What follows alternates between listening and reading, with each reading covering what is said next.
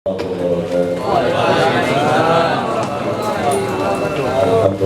wassalatu wassalamu ala rasulillah Sayyidina Muhammad bin Abdillah wa ala alihi wa sahbihi wa mawala la hawla wa la quwwata illa billah amma ba'd. Yaqulullahu ta'ala fi kitabihil mubin.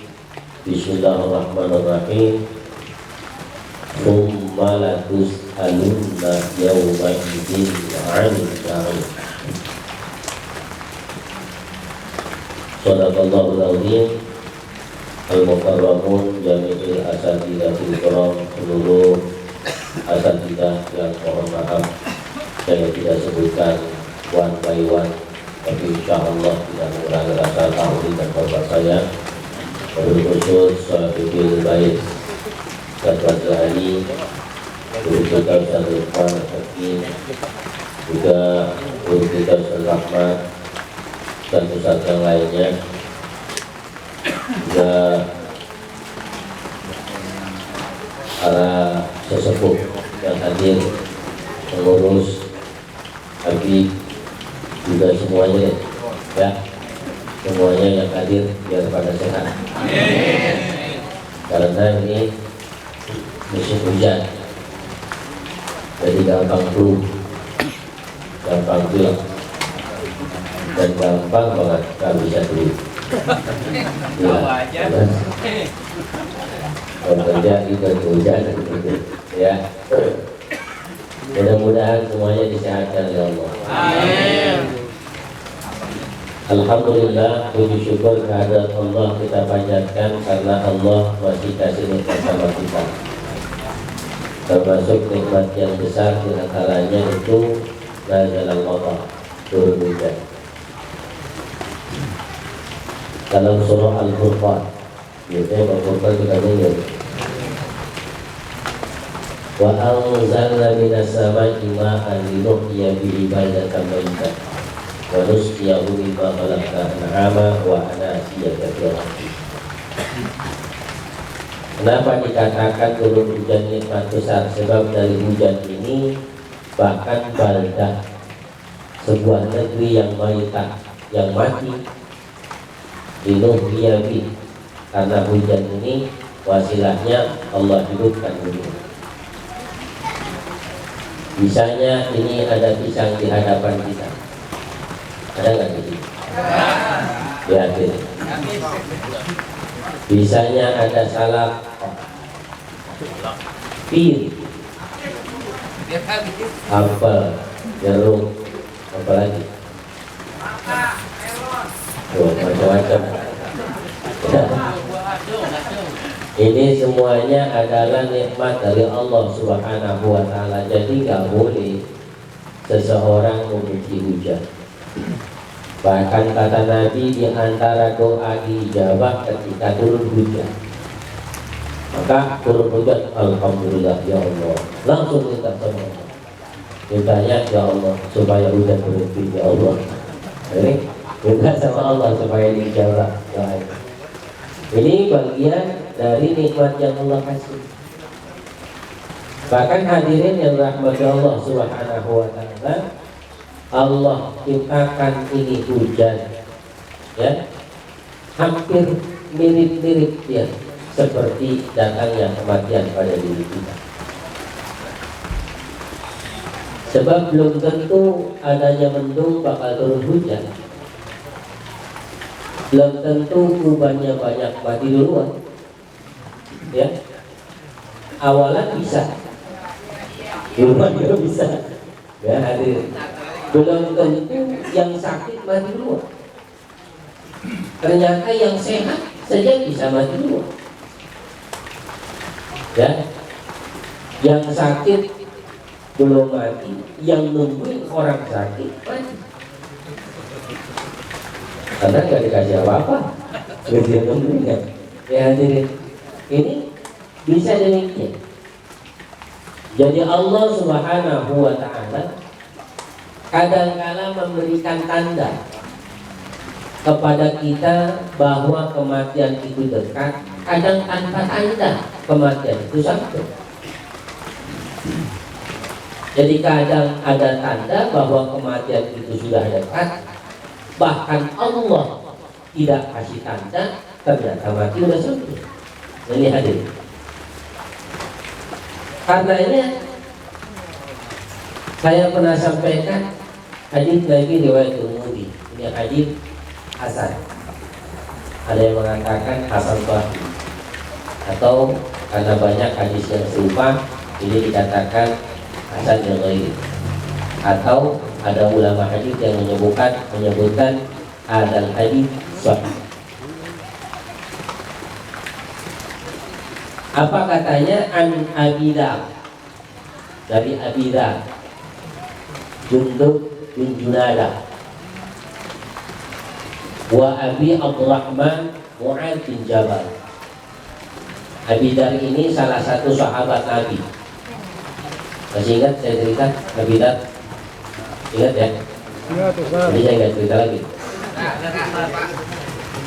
Abidar salah satu sahabat yang masuk Islam. Menurut riwayat, beliau adalah orang yang kelima masuk Islam di masa Nabi Shallallahu Alaihi Wasallam, memproklamirkan dirinya sebagai Rasul yang diangkat oleh Allah saat usia 40 tahun menjadi Nabi Shallallahu Alaihi Wasallam.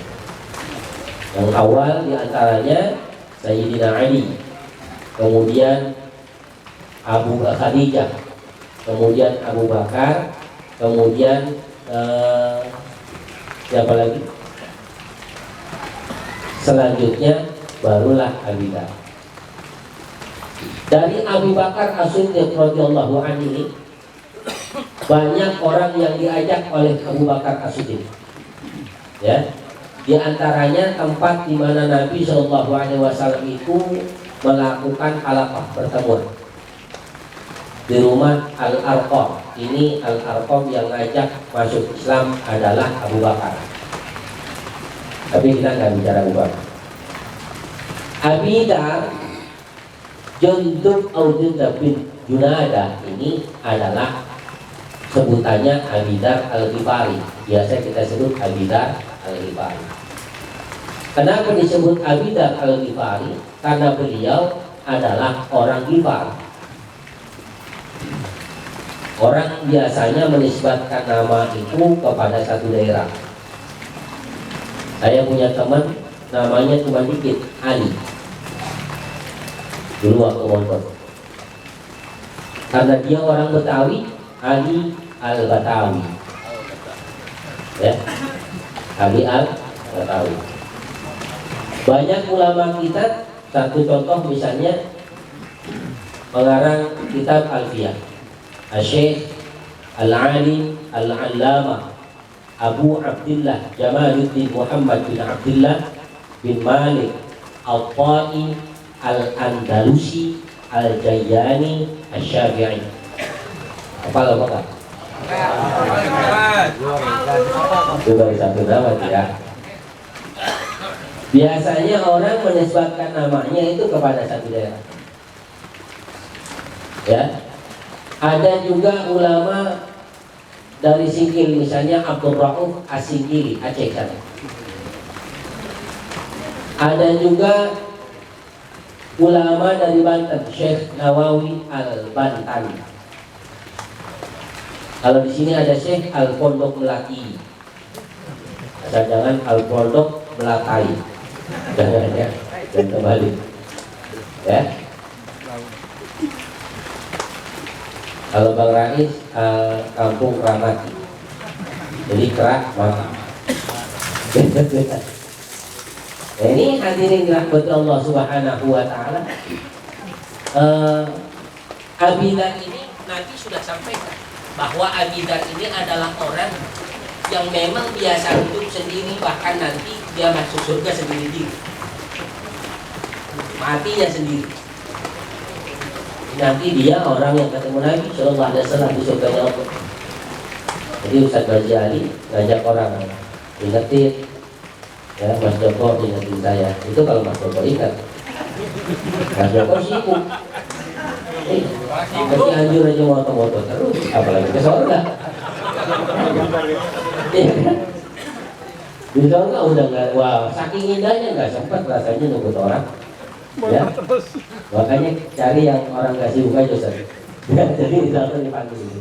Nah hadirin rahmati Allah Subhanahu wa ta'ala. Kalau jatuh-jatuh jadi gak ribut yang motor. Ya hadirin. Jadi Abi Dzar Al-Ghifari ini termasuk salah satu orang yang bahkan riwayat menyebutkan meninggalnya beliau ini tidak diketahui oleh orang. Cuma satu orang yang tahu dengan beliau ini meninggal.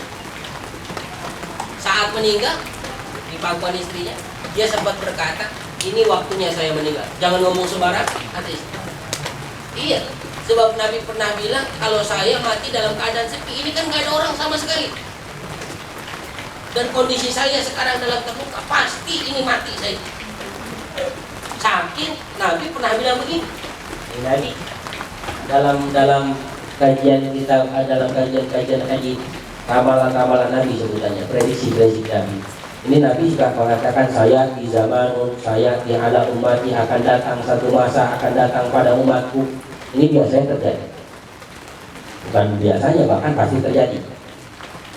Bahkan Nabi pernah bilang dulu, ketika naik satu gunung, ya, Nabi pernah bilang ketika Uhud bergetar, Nabi bilang sama Uhud, diam engkau, sebab di atas engkau ada satu orang as-siddiq, ada dua orang syuhada. Karena waktu itu yang naik ke atas gunung Abu Bakar, Umar, Utsman. Nabi bilang, diamlah engkau, sebab ada satu orang yang dijuluki as-siddiq dan ada dua orang yang jadi syuhada. Subhanallah, apa yang disampaikan Nabi nyata. Sayyidina Abu Bakar kemudian dikenal sebagai as-siddiq, ya, padahal waktu itu belum dikenal oleh orang lain sebagai as-siddiq. Sebab apa? Sebab ketika Nabi belum sempat mingkem, sodaq ya Muhammad. Ini Abu Bakar. Jadi Nabi kalau ceritain apa-apa udah bener aja, ya. Sebab Nabi, kalau Nabi maksud, kalau kita kata benar tuh, itu udah bener pasti. Kalau Nabi, kalau ustaz kiai jangan bilang benar dulu, diteliti dulu. Benar dan Ustaz? Lah maling benar. Ustaz maling. Jangan tidak. Jadi kiai itu ustaz wajib dikritik. Ya nggak boleh sami'na wa ata'na. Boleh kalau memang itu adalah standarnya Quran hadis. Tapi kalau keluar dari konteks itu wajib kita kritik, wajib kita berikan masukan. Tentu dengan cara-cara yang baik, ya. Jangankan sama orang sama ustaz, sama orang lain saja kita menyampaikan perkara atau memberikan nasihat atau memberikan mengingatkan sesuatu dengan cara yang baik. Hadirin yang rahmat Allah Subhanahu wa ta'ala. Jadi Abi Dzar Al-Ghifari ini dari suku Ghifar. Ghifar itu adalah kota di luar Makkah yang setiap orang Mekah mau berangkat ke Syam pasti lewat suku Ghifar ini. Suku Ghifar ini terkenal Belanda. Orang kalau lewat situ wajib bayar pajak. Pedagang lewat situ, ayah, tukang palak, bukan tukang palak bikin kalender ya. Kalau itu tukang palak bikin kalender keren itu lama. Ini enggak. Ya hadirin rahmatullah subhanahu wa ta'ala. Nah ini subhanallah Abi Dzar ini sahabat. Wa Abi Abdurrahman Mu'adz bin Jabal di dalam hadisnya. Mu'adz bin Jabal siapa? Sahabat Nabi juga. Nabi pernah bilang dari 4 orang yang ahli Quran, maka hendaklah engkau belajar di antara 4 itu. Disebutkan oleh Nabi Mu'adz bin Jabal. Beliau adalah orang yang fasih baca Quran. Ya, ini tentang 2 sahabat yang meriwayatkan hadis Nabi sallallahu alaihi wasallam. Apa bunyi hadis? Qala Rasulullah sallallahu alaihi wasallam. Yang pertama, orang yang menginginkan kematiannya husnul khatimah. Orang yang menginginkannya masuk ke dalam kuburnya penuh dengan jannah, rasa surga. Orang yang kepengen mizan bangkitnya nggak kaget, nggak kayak qalu ya wailana man ba'athana min marqadina hadza Hadza ma wa'ada ar-rahman wa sadaqal mursalun. Jadi ada orang yang ketika dibangkitkan qalu ya wailana man ba'atsana min marqadina, berhenti sakta. Ya. Ketika seseorang berhenti sakta, karena sebetulnya itu ekspresi dari ayat Quran yang menceritakan tentang kagetnya orang-orang yang ketika dibangkitkan oleh Allah, mereka belum sempat habis dosa mereka, mereka dibangkitkan. Kaget. Loh. Saking kagetnya terhenti dia punya nafas. Ya, Adil. Maka ada ulama dalam kajian ini, orang kaget itu bisa membatalkan wudhu. Ya. Jadi orang selesai wudhu kaget. Waduh, bisa. Ya, saking kagetnya dia, sebagian ulama ini mengatakan ada hal yang itu dijawaban. Hadirin rahmat Allah Subhanahu wa taala. Saking apa? Saking ketika kaget itu orang sempat hilang dia punya segala ingatan dan sebagainya. Apalagi yang punya jantungan, hati-hati. Ya, kagetnya jangan terlalu kencang. Tuh, gitu ya. Ya, jadi kagetnya pelan-pelan aja. Ada hadirin dalam Subhanahu wa taala.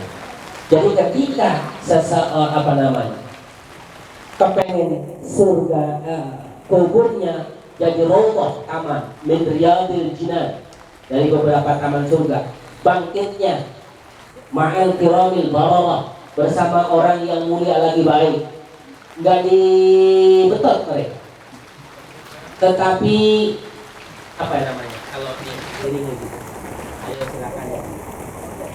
Tukang berbuat tamu pakai batik ya, Pak. Jadi waktu ya. Kalau misalnya kayak pengajak gitu kira-kira ngomong. Nah ini kira-kira gitu. Beda dengan orang yang hidupnya nggak benar. Itu bangkit mereka dibetot. Bangun. Ya, dibetot aja tuh. Bahkan lemparin gitu. Nanti masuk nerakanya diserok. Iya. Lanjut disebutkan gitu. Diserok, satu kali serok itu bisa 50.000 orang. Seret. Yang makin banyak dosanya makin jauh lemparannya. Dikit ya makin dekat. Rada adem dikit. Ya, tak serada-rada ademnya neraka bawa alam gitu. Ini harusnya dilihat. Nah hadirin ya rahmat Allah Subhanahu wa taala, kumpul mereka di padang mahsyar. Kumpul di padang mahsyar. Itu manusia kumpul min zamani Adam, dari sejak Nabi Allah Adam, katakan min Nabi Adam, dari masa Nabi Adam alaihissalam ila yaumil qiyamah, sampai hari kiamat terjadi, manusia semuanya kumpul. Hadits mengatakan setidaknya saking itu banyaknya manusia dari sejak Nabi Adam sampai kepada pengakhirnya akhir Nabi Shallallahu Alaihi Wasallam, umatnya Nabi Shallallahu Alaihi Wasallam itu, manusia padang mahsyar itu begitu luas, tetap tumpukan manusia itu ada 6.236 tumpukan. Kok bisa 6.236 tumpukan? 6.236 tumpukan itu dihitung dari jumlah ayat Quran. Antum punya hafalan berapa? 1, berarti antum ada di tingkat dasar. Punya hafalan 2 ayat, lumayan. Punya hafalan 3 ayat, lumayan. Punya hafalan 4 ayat, lumayan. Nih. Dan berarti saya percuma ngaji? Enggak. Kita ngaji nggak punya tingkatan, tapi ngikut sama orang yang punya tingkat, lumayan kan? Ya hadir. Jadi paling nggak ilas-ilas gitu. Lumayan, jadi selangkangan juga. Daripada di bawah. Ya hadir Subhanahu wa ta'ala.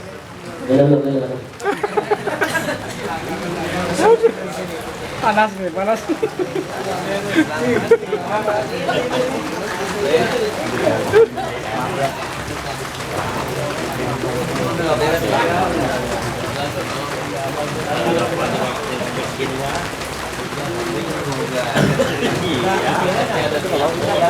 Biarin bilang apa sama. Sampai mana tadi? Udah selesai. Kalau tebak itu kalau tebak itu kan jawaban karena hadir ini kenapa Nih, subhanallah. Ketika manusia itu saat itu masing-masing punya siksa. Ya, masing-masing punya siksa. Apa siksanya? Di antaranya orang yang ada di padang mahsyar, dia sedikit punya amal, hadirin. Ya. Dia punya amal, dia akan tenggelam dengan keringatnya sendiri. Siapa mereka yang tenggelam dengan keringatnya sendiri? Ketika melakukan satu ibadah, mereka pengen dipuji orang lain. Ini orang lain. Ya. Maka kata Imam Ghazali, sebahaya-bahayanya orang itu adalah orang yang senang dipuji. Awas. Bahkan kata Imam Ghazali, orang yang paling banyak dosanya orang yang paling terkenal. Orang yang paling dikenal. Makanya kalau bisa nggak usah dikenal. Uwais Al-Qarni, anaknya Bang Martin. Ya, Uwais Al-Qarni. Ya. Ini orang yang nggak dikenal di bumi, tapi dikenal di langit. Sampai-sampai Abu Bakar, Umar pernah dipesan sama Nabi, nanti ada orang punya tanda begini, mintalah engkau doa kepadanya. Mungkin terbesit oleh Abu Bakar, Umar, Utsman, ini terbesit dalam hatinya, masa semulia itukah orang itu? Siapa Uwais ini? Kok sampai sebegitu? Khawatir? Ada? Ketua? Ada. Oh, Anaknya juga ada. Ya. Boleh kopi. Hadirin subhanahu wa ta'ala. Masya Allah. Jadi ketika Uwais Al-Qarni itu, ini saya berceritakan ya. Uwais Al-Qarni, dia itu latihannya bawa kebo atau sapi atau onta itu naik ke bukit. Ya hari ternyata latihan fisik itu untuk gotong gendong orang tuanya, ibunya digendong dari Yaman, dari Yaman ke Mekah, tawaf di Ka'bah, sa'i dari Safa Marwah sampai mabit di Musdalifah, terus mabit di Mina, melontar jumroh yang 3. Ya, kemudian tawaf terakhir itu digendong semuanya. Ini saya cerita dikit. Orang itu ibadah umrah itu nggak terlalu berat, tapi cukup berat. Ibadah haji itu jauh lebih berat karena mainnya fisik. Gak bisa enggak orang ketika berangkat haji wajib punya fisik kuat. Jalan kakinya saudara, jalan kaki meskipun kita segala macam ada nih, bis segala macam, itu antrinya antum 2 jam naik bis. Mau pejabat, mau penjahat, semua sama. Ya, itu ngantrinya 2 jam. Ya Allah ya Allah. Belum nanti antum berangkat untuk apa itu? Lontar, jamalan, ya. Jumrah ula, wusta, aqabah. Itu jalan kurang lebih satu terowongan kurang lebih 2 kilo atau 3 kilo, terus 2 kilo lagi, terus untuk pulang pergi setidaknya itu antum bisa satu hari itu pulang pergi ya kurang lebih 10 kilo. Maka banyak orang yang pingsan di jalan, ya banyak orang pingsan di jalan. Jadi apa yang kita bayangkan dari Uwais Al-Qarni? Kayak apa orang yang sambil dorong, beratnya luar biasa loh, sambil dorong. Apalagi orang yang gendong. Kita gendong emak kita nih dari Keranggan ke Pondok Gede berat, tapi nggak terlalu berat. Kenapa? Masih bisa mampir. Mampir dulu ke Alfa, gitu ya. Mak mau beli apa mak? Gitu. Ntar keluar Alfa, jalan lagi dikit, mampir lagi di mie ayam, terus warung Padang, koprak, soto, banyak lah. Ya. Tapi dari Yaman sampai ke Mekah, masya Allah, nggak ada apapun, Ramayana nggak ada, naga nggak ada, herbur nggak ada, yang ada cuma matahari. Matahari bukan matahari mod, matahari yang masya Allah, luar biasa. Digendong. Ya hadirin rahmat Allah Subhanahu wa taala. Kemudian Nabi sallallahu alaihi wasallam mensuruh Abu Bakar, Umar, Utsman itu minta sama Uwais. Nih, itu orang yang ketika dia hidup di dunianya dia akan tenggelam dengan keringatnya sendiri dewasa. Kemudian matahari jaraknya begitu dekat, orang yang berat besar kepala, ujuk, sombong dia hidup. Gua paling pintar, gua paling kaya, gua paling sukses, gua paling gua. Jangan. Kalau Allah betot yang kita punya, hilang seketika. Harta sebagian banyak, Allah tarik habis. Tenaga yang kita punya, Allah ambil. Lepas. Ampan dulu yang begitu kita banggakan dulu. Yang begitu kita banggakan, sekarang ngeri dia kaca. Ya Allah, ya kan? Dulu bangga gitu. Waktu sekolah, masya Allah. Dulu kalau mau sekolah pakai apa itu namanya, lavender, bris, ya kan ya, dulu ya. Ini pakai apa itu, spalding, bisa pakai itu biar wangi lah pokoknya. Gesper pakai. Depannya tuh kulit ada ya nih. Ya hadirin subhanahu wa ta'ala, pakai topi dimiringin dikit. Ya, anak keren. Repotin orang tua. Ya hadirin subhanahu wa ta'ala. Masya Allah. Sampai sebegitu kita bangga, tapi makin ke sini, wah sudah tidak. Ya, Rahmat masih bangga? Enggak. Alhamdulillah masih pakai kacamata. Dulu enggak. Dulu sama dingin nggak takut, sekarang ngeri-ngeri dikit. Ini udah gitu. Akhirnya ya Allah Subhanahu wa ta'ala. Jangan sombong hidup kita. Setiap orang ternyata yang paling mengerikan, yang paling menyakitkan itu sekian lama. Aku menunggu untuk kedatanganmu. Menunggu itu paling berat, saudara. Gajian tanggal 10. Tanggal berapa? Kasih angin. Ya Allah ya Rabb. Masih jauh. Menunggu nggak nyaman, apalagi menunggu sesuatu yang pasti terjadi, itu nggak enak. Dan wajib itu punya perasaan menunggu, itu harus ada. Allah sengaja tanamkan rasa itu. Untuk apa? Buat orang-orang yang ketika hidup di dunianya dia nggak bisa menggunakan waktunya dengan baik. Al-waktu kasih. Waktu itu seperti pedang. Ya, nggak bisa menggunakan pedang dengan baik, dia tusuk dirinya sendiri dengan pedang itu. Anak kecil itu kalau dia main pisau, ya kita ngelarang. Kenapa? Takut terkena, ya kan? Bocah jangan main pisau, terkena. Ya. Anak kecil, kenapa kita larang main gunting? Takut dia terkena dengan gunting itu. Ya ada. Jadi masya Allah, Allah jadikan waktu itu seperti pedang. Wal asri innal insana lafi khusrin illa alladzina amanu wa 'amilus shalihat wa tawasaw bil haqqi wa tawasaw bis sabr.